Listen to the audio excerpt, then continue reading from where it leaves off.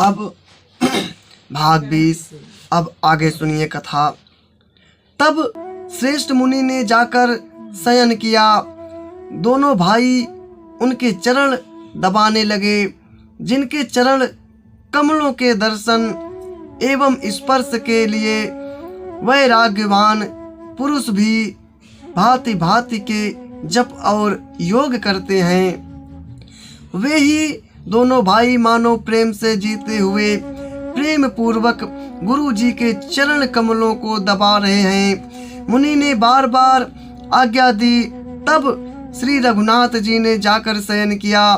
श्री राम जी के चरणों को हृदय से लगाकर भय और प्रेम सहित परम सुख का अनुभव करते हुए लक्ष्मण जी उनको दबा रहे हैं। प्रभु श्री रामचंद्र जी ने बार बार कहा, हे तात अब सो जाओ। तब वे उन चरण कमलों को हृदय में धरकर लेट रहे। रात बीतने पर मुर्गे का शब्द कानों से सुनकर लक्ष्मण जी उठे। जगत के स्वामी सुजान श्री रामचंद्र जी भी गुरु से पहले जाग गए। सब शौच क्रिया करके वे जाकर नहाए। फिर संध्या अग्निहोत्री आदि नित्य कर्म समाप्त करके उन्होंने मुनि को मस्तक नवाया। पूजा का समय जानकर गुरु की आज्ञा पाकर दोनों भाई फूल लेने चले गए। उन्होंने जाकर राजा का सुंदर बाग देखा, जहाँ बसंत ऋतु लुभाकर रह गई है। मन को लुभाने वाले अनेक वृक्ष लगे हैं। रंग बिरंगी उत्तम लताओं के मंडप छाए हुए हैं।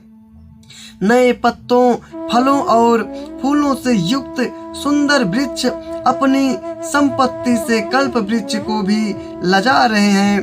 पपीहे, कोयल, तोते, चकोर आदि पक्षी मीठी बोली बोल रहे हैं और मोर सुंदर नृत्य कर रहे हैं। बाग के बीचों बीच सुहावना सरोवर सुशोभित है, जिसमें मणियों की सीढ़ियां विचित्र ढंग से बनी हैं। उसका जल निर्मल है, जिसमें अनेक रंगों के कमल खिले हुए हैं।